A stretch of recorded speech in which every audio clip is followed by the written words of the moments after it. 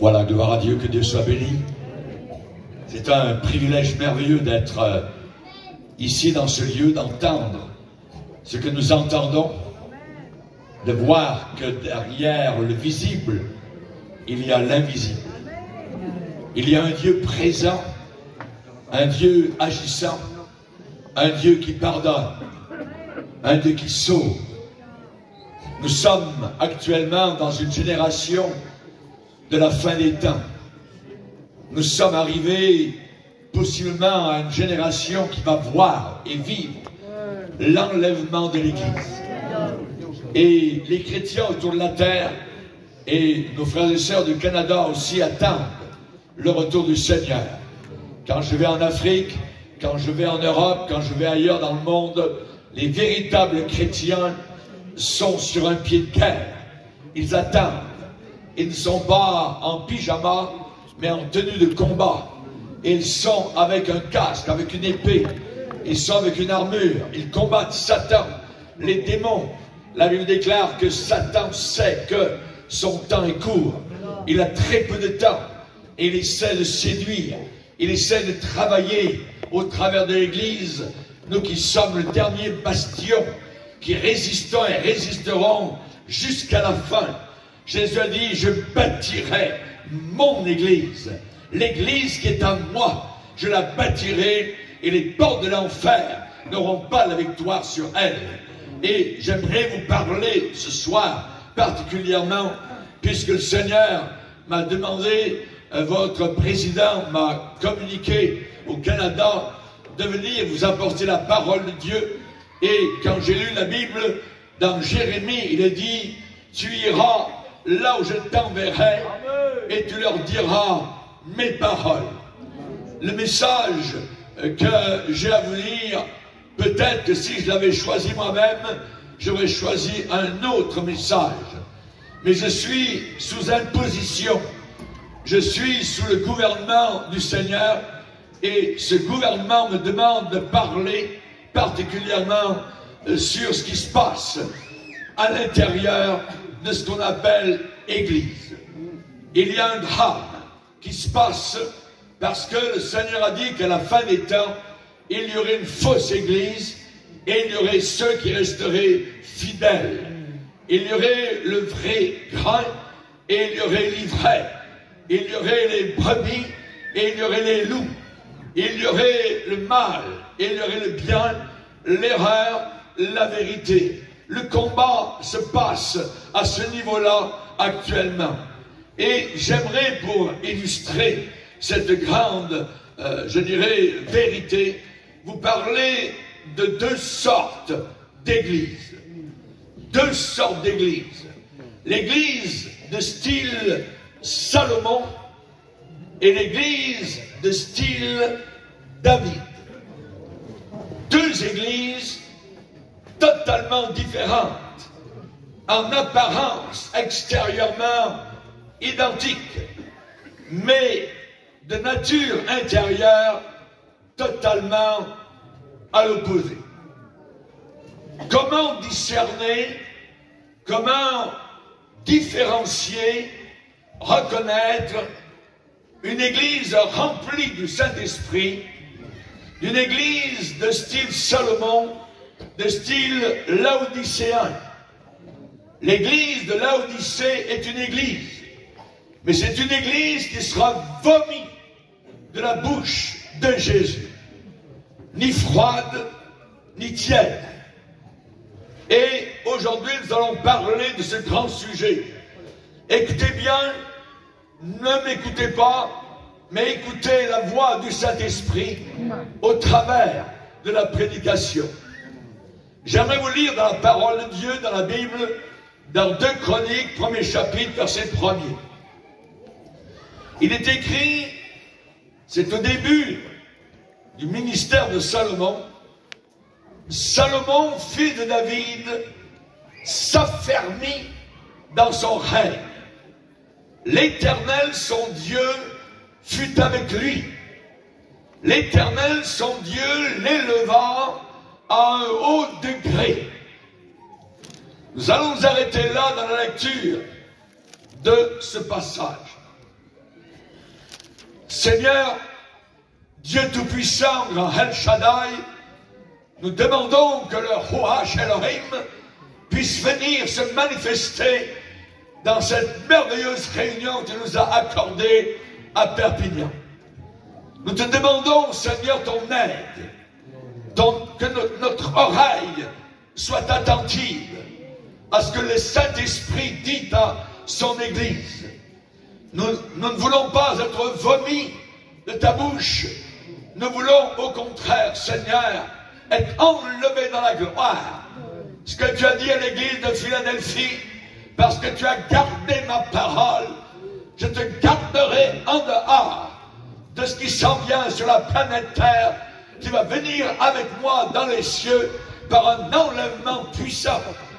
Nous te demandons, Seigneur, de nous aider à comprendre, à réaliser et à vivre véritablement ta parole dans le nom de Jésus-Christ, cloué, saigné, tué sur la croix du calvaire, enterré, ressuscité et glorifié maintenant.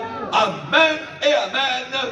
Et tout le peuple dit amen. Amen. Alléluia. Salomon, c'est l'esprit et la nature de Laodicée. Vomi. Cela veut dire que les intestins de Dieu ne peuvent pas supporter ce genre de chrétien. Tu dis que tu es riche, que tu n'as besoin de rien et tu ne sais pas. Tu es un ignorant, tu ne connais pas la véritable réalité de ta vie spirituelle. Tu es tiède. C'est l'église de Salomon, l'église des derniers jours. Cette église, ce genre d'église, Salomon, se dirige vers le même genre de ruine que ce roi a vécu. L'église de Jésus-Christ, depuis 20 ans, 30 ans, a été affermie, fortifiée, bénie par Dieu, comme jamais peut-être nous l'avions été. La provision a été apportée pour toutes sortes de projets, d'aventures pour Dieu. De très beaux locaux, nous voyons, en Amérique, Canada, même en Europe, ici en France, des millions d'euros sont arrivés pour construire ces bâtiments merveilleux. Aux États-Unis, parfois 50 millions de dollars pour bâtir des immenses églises de 20 000, 30 000 personnes.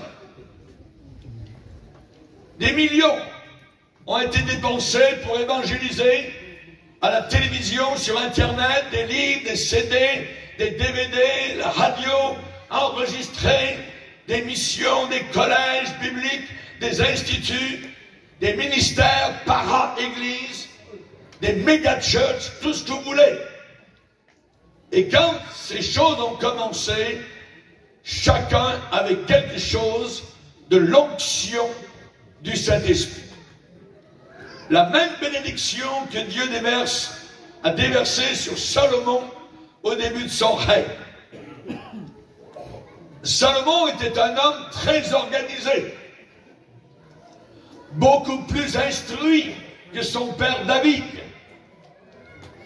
Et il a fait tout en plus grand, en plus beau que toute la génération précédente aurait pu concevoir ou à planifier. Les capacités d'organisation de Salomon étaient tellement grandes. Ces cérémonies étaient très hautes en couleur, si formidables et splendides que la reine de Séba, qui était venue le visiter de loin, en était estomaquée, hors d'elle-même. La force moteur qui était derrière Salomon, c'était la sagesse et la connaissance. Le cri du cœur de Salomon, lorsqu'il a demandé à Dieu, accorde-moi la sagesse et l'intelligence pour que je sache me conduire à la tête de ce peuple. Merveilleuse prière, très belle. Dieu a été heureux d'entendre cela, parce qu'il n'a pas demandé des choses pour lui, spécialement des biens, de la richesse, de la gloire, ni même la mort de ses ennemis, ni même d'avoir une longue vie. Il n'a rien demandé de cela. Mais cependant, il y avait un problème avec Salomon. Sa prière était totalement centrée sur l'homme, sur lui-même, sur soi-même. Ce jeune homme très talentueux, confiant en lui-même, disait, Seigneur, donne-moi les outils et on va faire le travail. Donne-moi la sagesse, l'intelligence, et je vais mettre tout le peuple en ordre et je vais accomplir l'œuvre. La prière de David, homme selon le cœur de Dieu, il disait, je demande à Dieu une chose, que je désire ardemment, je voudrais habiter toute ma vie dans la maison de Dieu, dans la présence de Dieu. La prière de Salomon était la prière d'une nouvelle génération, avec de nouvelles idées, avec des gens instruits, avec de nouvelles aptitudes et capacités. Son cri, c'était « J'ai absolument besoin de sagesse et de connaissance ». Nous sommes devenus, au XXIe siècle, une église techno. La force dominante derrière l'église de Laodicée moderne, c'est la sagesse, la connaissance, la psychologie, les diplômes. Nous avons des grandes rivières d'informations qui coulent au travers de cette église des derniers jours. Mais on ne descend plus beaucoup dans le fleuve du Saint-Esprit. Ordinateur, programme philosophique, programme de Bible sur computer, counseling sur mesure, des commentaires bibliques sur ordinateur, comment savoir ramasser de l'argent pour des projets, vous avez tout. Tout ce qu'il y a à faire, c'est appuyer sur un bouton. Vous parlez à la machine. La réponse arrive tout de suite. Nous sommes arrivés, nous, Église de Dieu, à l'âge de l'intelligence artificielle. Artificielle. Je ne suis pas contre les ordinateurs. Nous en avons dans notre propre Église. Ça nous aide à fonctionner. Mais je suis étonné de voir beaucoup de jeunes pasteurs qui passent tellement de temps à taper sur leur clavier. Un royaume d'information, de nouvelles idées, de stratégies nouvelles. Beaucoup de ces jeunes pasteurs prêchent un évangile d'ordinateur. Ils vont le chercher là. Auparavant, dans l'ancienne génération, dans l'église de David, on allait sur nos genoux, pleurer devant la Bible et demander, Seigneur, quelle sorte de message tu veux que j'apporte à ton peuple? Aujourd'hui, on a une soif insatiable d'information, de sagesse supposée, de connaissance, comme jamais auparavant. David, lui, disait, mon âme a soif de Dieu. C'est lui que je veux bien-aimé, mon âme est attachée à toi, Seigneur. Il n'y a jamais eu autant de séminaires aujourd'hui, de conventions, d'enseignements de masse. On a besoin de très grands écrans pour montrer là-bas un petit bonhomme qui est en train d'enseigner. Il n'y en a jamais autant eu. La Bible déclare qu'à la fin des temps, les gens se donneront beaucoup d'enseignants selon leurs propres désirs, détourneront l'oreille de la vérité et se tourneront vers des fables, vers des histoires à dormir debout. L'emphase, aujourd'hui dans l'église de Salomon, c'est plus d'outils. On a besoin de plus d'outils, plus d'informations, plus de sagesse. La pensée est celle-là. Si on avait assez de connaissances sur différents sujets, si on avait assez de livres, assez de séminaires, alors on pourrait faire le travail et achever tout cela. Et on dit, Dieu, donne-nous les outils. On va évangéliser le monde entier. Un leader d'une organisation de jeunesse nord-américaine a dit, si j'avais 200 millions de dollars, je pourrais gagner le monde à Jésus-Christ. Pierre l'apôtre a dit, je n'ai ni or ni argent, mais ce que j'ai, hey, lève-toi, marche. Il avait la puissance. On n'a pas besoin de 200 millions de dollars. On a besoin de la puissance du Saint-Esprit. On a besoin d'être dans l'église de David et de sortir de l'église de Salomon. Le Seigneur a dit, ce n'est pas par la force humaine, ce n'est pas par la sagesse humaine, mais c'est par mon Saint-Esprit. Quand l'ennemi viendra comme un fleuve, c'est l'Esprit de l'Éternel qui le mettra en fuite. C'est pas notre sagesse, c'est pas notre connaissance qui va le mettre en fuite. C'est le Saint-Esprit de Dieu. L'Esprit de gloire. Nous ne pourrons jamais rien accomplir pour Dieu uniquement par la sagesse. La Bible dit, Paul a dit, puisque le monde, avec sa sagesse, n'a pas connu Dieu, il a plu à Dieu de sauver, de délivrer ceux qui croient par la folie de la prédication. C'est la prédication. Nous avons besoin de prédicateurs remplis du feu du Saint-Esprit. Même s'ils n'ont pas de diplôme, même s'ils ne savent pas compter, ça n'a pas d'importance. S'ils connaissent le Saint-Esprit de Dieu, ça suffit. La folie de la prédication. Et j'ai passé 55 ans de ma vie dans cette merveilleuse folie.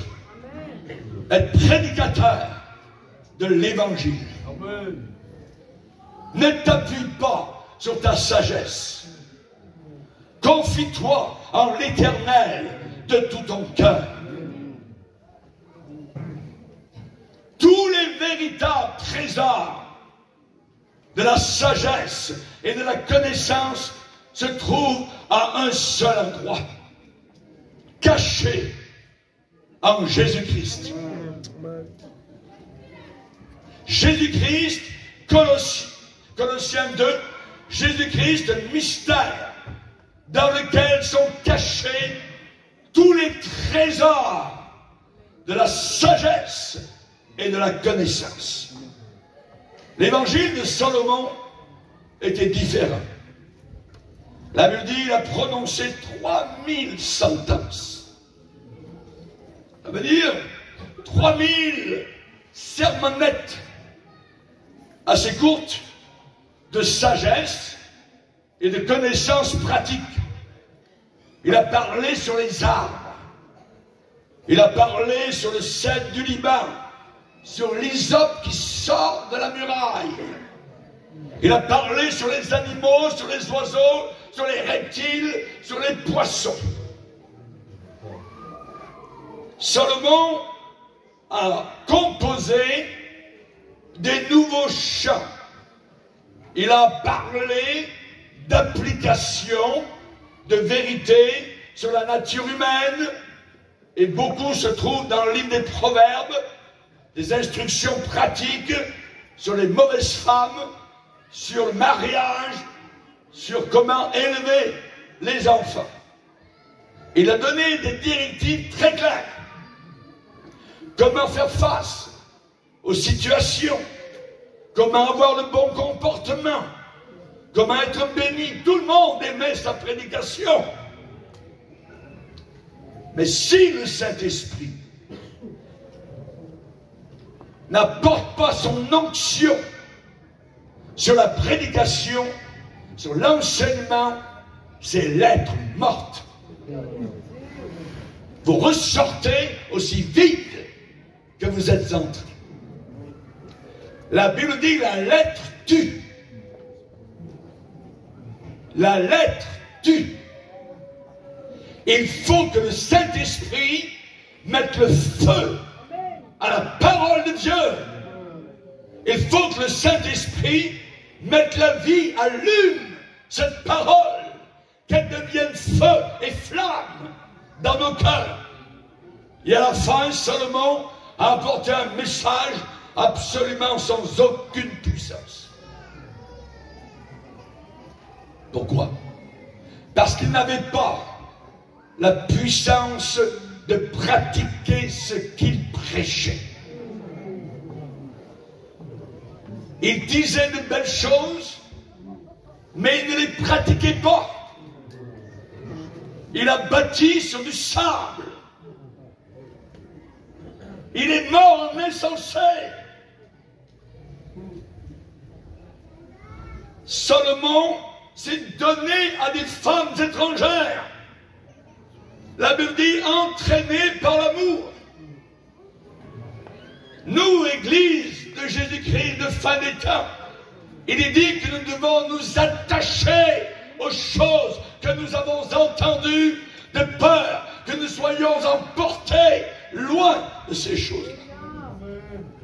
Des courants terribles arrivent à notre génération pour nous emporter loin de ce que nos pères nous ont enseigné. Salomon, il a élevé des enfants méchants,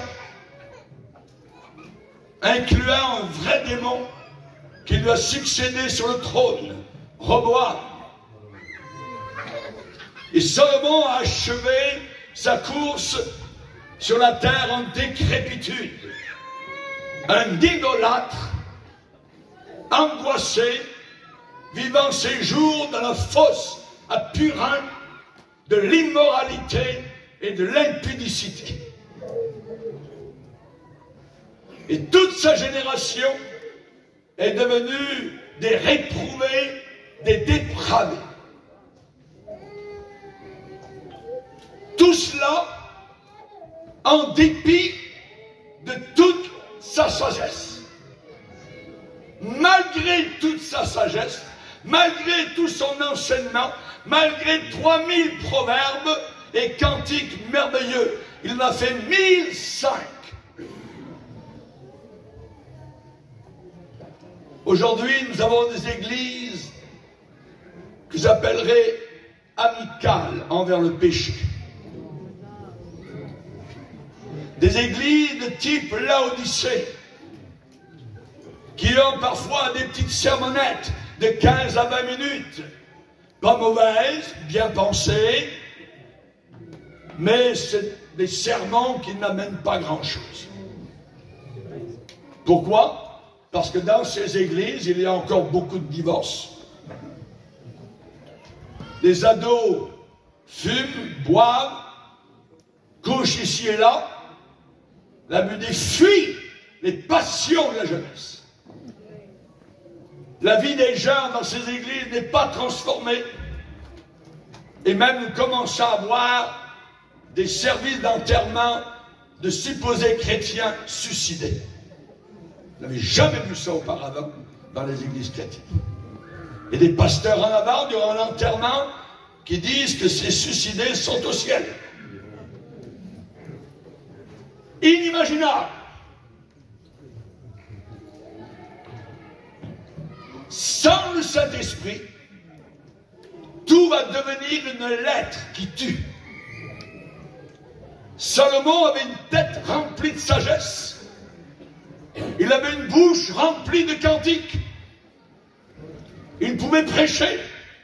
Il pouvait enseigner avec une habileté incroyable. Il avait une très belle organisation avec des leaders talentueux. Il avait une église qui semblait être très bien rodée, décente, convenable. Mais tout ce qu'a fait Salomon, tout cela s'est terminé dans l'Ecclésiaste où il a dit « Tout est vanité, désespoir et poursuite du vent. » Un désabusé. L'église de Salomon a toutes les réponses.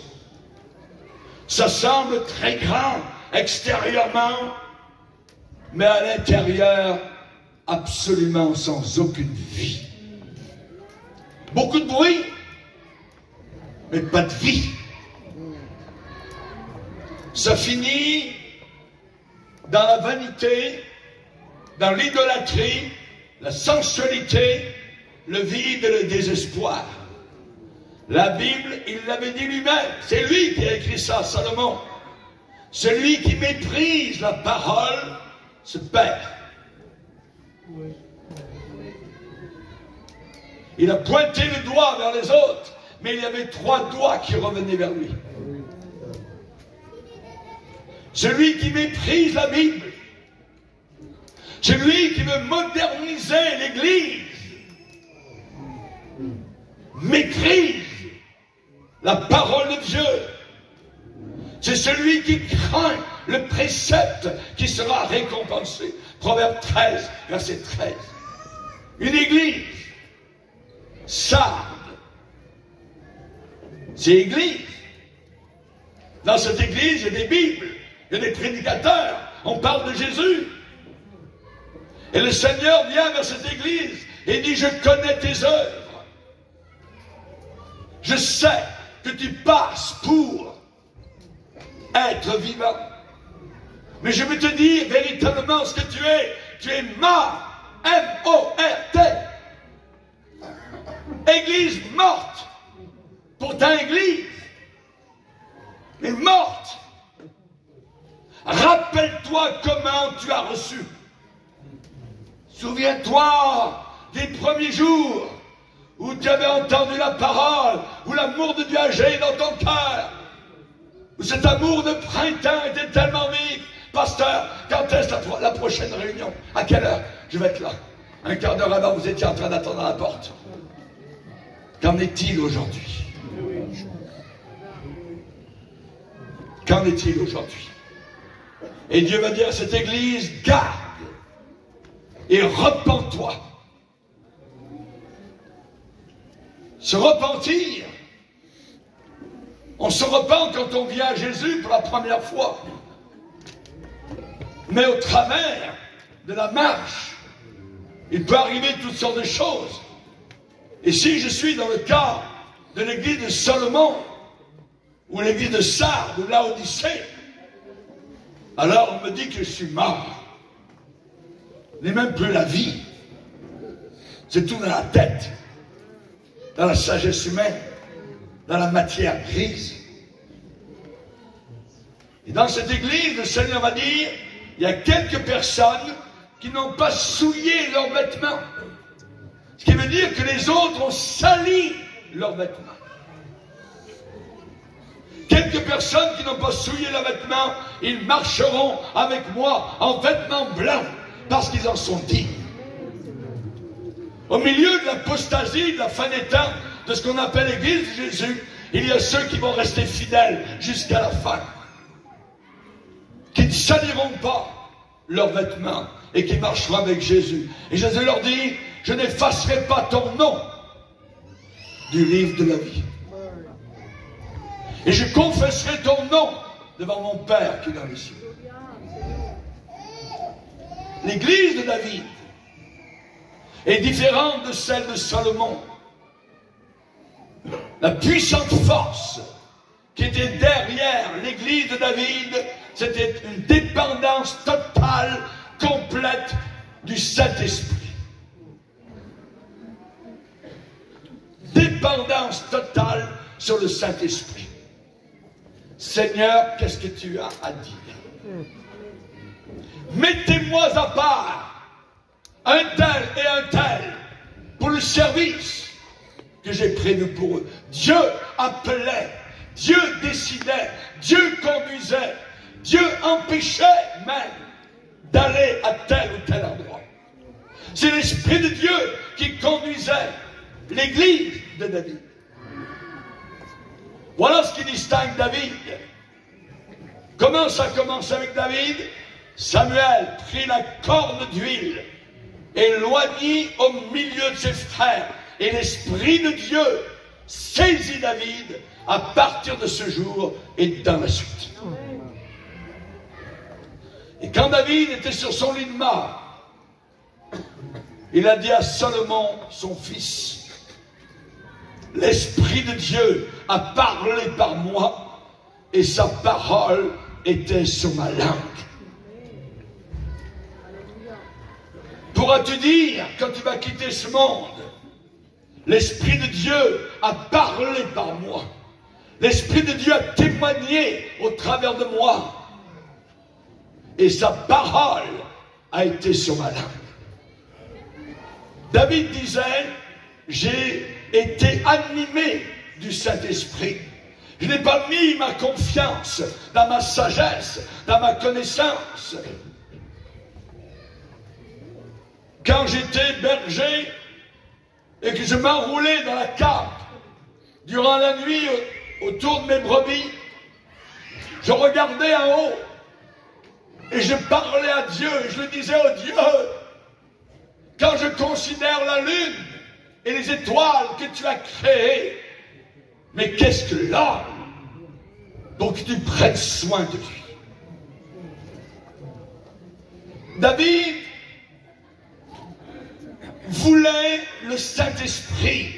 Il voulait que Dieu se révèle à son cœur. Il voulait Dieu lui-même. Et on voit qu'évidemment l'église de David n'est pas une église parfaite, puisque lui-même, David, un jour a commis adultère, a tué même le mari, et il a marché pendant un certain temps dans une séduction terrible. Mais cependant, après avoir péché, il a lancé un cri déchirant vers le Seigneur. Il a dit, lave-moi. Dans l'église de David, on sait se repentir. Vous ne voyez jamais Salomon se repentir. On ne lit jamais que Salomon s'est repenti de quoi que ce soit. Mais dans l'église de David, on sait se repentir. On reconnaît nos péchés. On reconnaît nos manquements. Ne me rejette pas loin de ta présence. Ne me retire pas ton Saint-Esprit. On voit que c'est une pensée profonde lorsqu'un serviteur de Dieu peut, s'il n'est pas sur ses gardes, être séduit. Satan est très rusé. Vous ne pouvez pas jouer avec lui. Il a des millénaires d'expérience.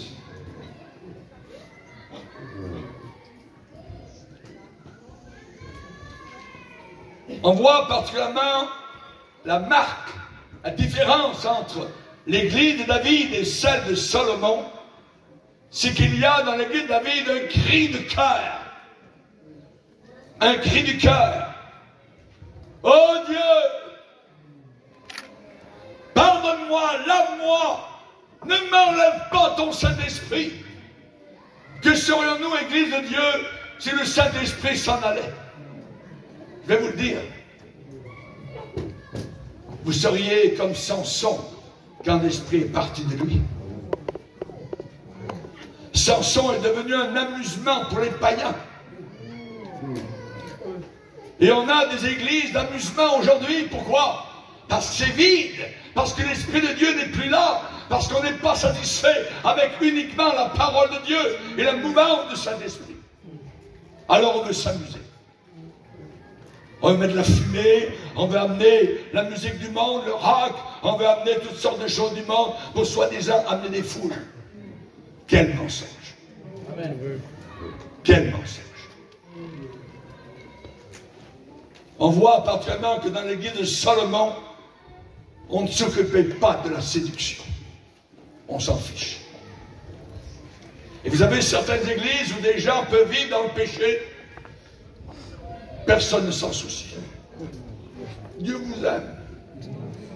Un problème parce que Dieu n'aime pas le péché. Mais dans ces églises, Salomon, on s'en fiche. Pourvu qu'il y ait du monde. Les pasteurs qui vont baptiser dans l'eau, et on l'avertit sur l'épaule, mais non, cette personne-là vient en concubinage. Ah, il n'y a pas de problème, Jésus l'aime, flic-flac. Hop. Et vous avez ça continuellement. Continuellement.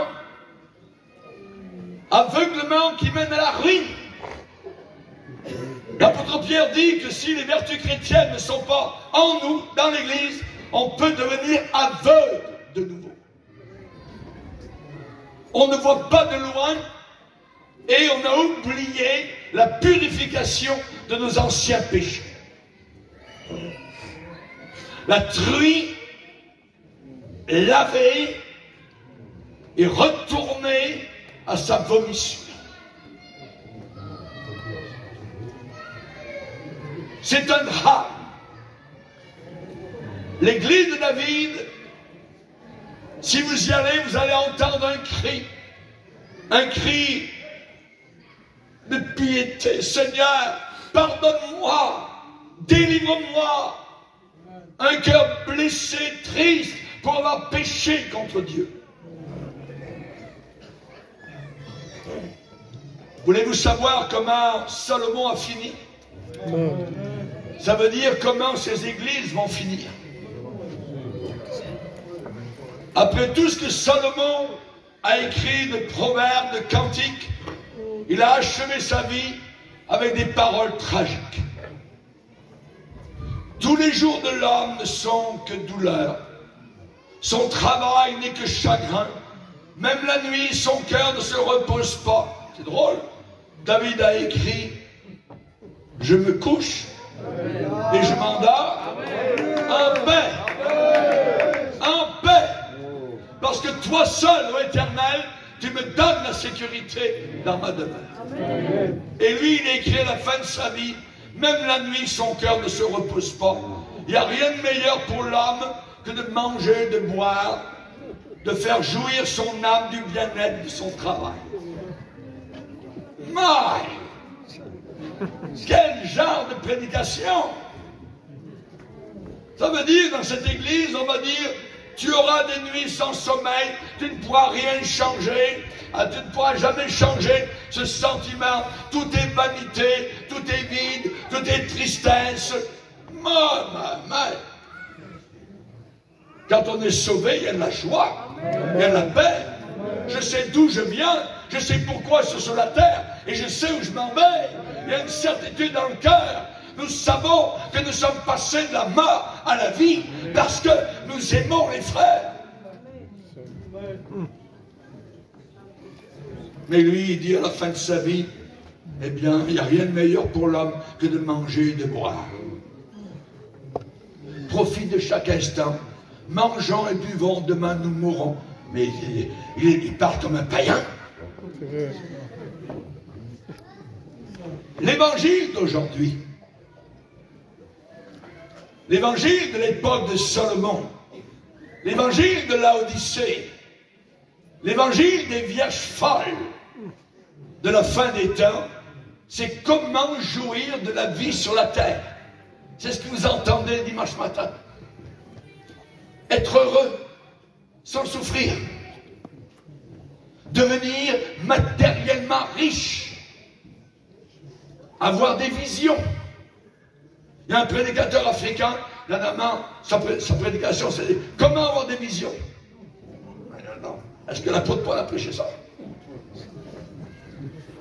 Dans ces églises, comment se faire des amis?